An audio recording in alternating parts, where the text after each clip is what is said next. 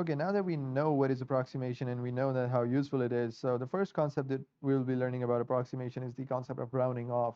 So you must know how to round off values to the following, to the nearest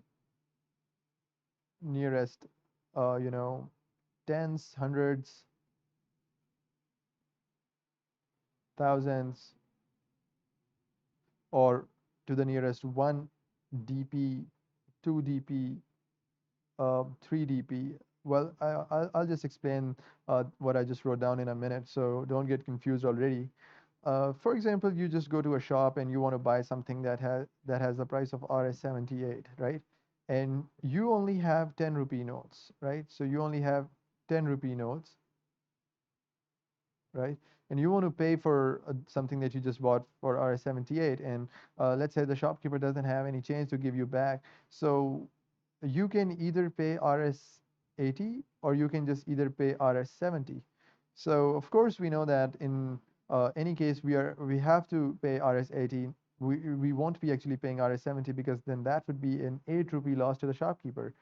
While you pay 80 Rs 80, that would be actually a 2 rupee loss to you. But it is better to have 2 rupee loss than to have 8 rupee loss for someone, right? The exact, the principle that is being followed here is that 78 is closer to 80 than it is to 70. That is why I would be actually paying 80. Similarly, if it were 77 or 76, or in fact 75, we would be paying 80. But if it were 74, 73, or 72, or 71, then in that case it would be sound to say that okay, I'd pay 70, and it would be fine because the values less than 75 are closer to 70 than they are to 80.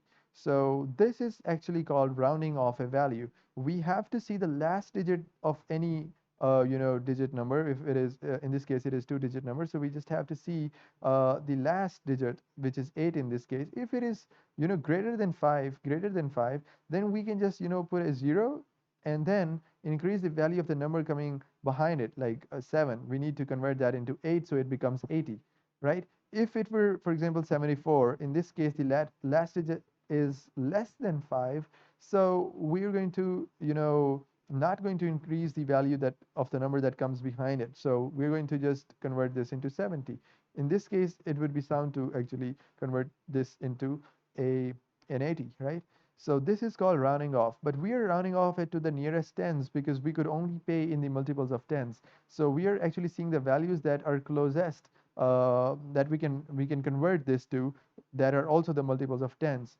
If we were to convert this into the multiples of hundreds, right? So for example, we only have 100 rupee notes so that we can pay only in the multiples of hundreds. So then Rs 78 would be converted into 100 to the nearest hundreds, right? To the nearest hundreds means that it is to be converted into some number which is a multiple of 100. So we could also could have converted that to 0, but since 78 is closer to 100 than to 0, then we could actually say that it is sound to convert this into an 100. So for example, if something had price Rs 48 and we wanted to convert this into the nearest hundreds, then it would be sound to convert this into a 0, right?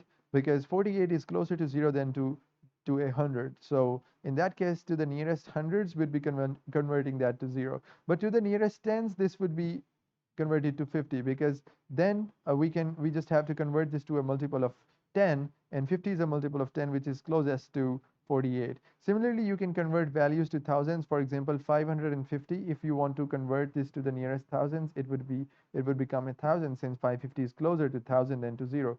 Or for example, you have 1155, for example, and you want to convert this to the nearest thousands, it would become 1,000, because it is closer to 1,000 than to 2,000 or any other multiple of thousands, right?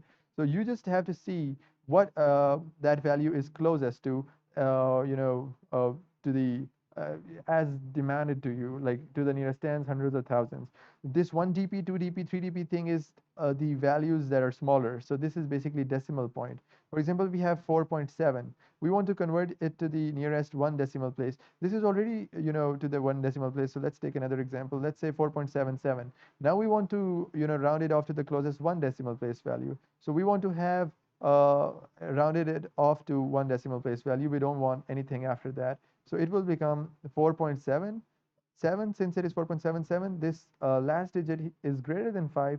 So we will just erase it off, and since it is greater than 5, then the value behind it will increase by 1, and it will become 4.8. It didn't become 4.7, since 4.77 is closer to 4.80 than it is to 4.70. So I hope you understand the concept of rounding off and how logical it is to round off values whenever necessary.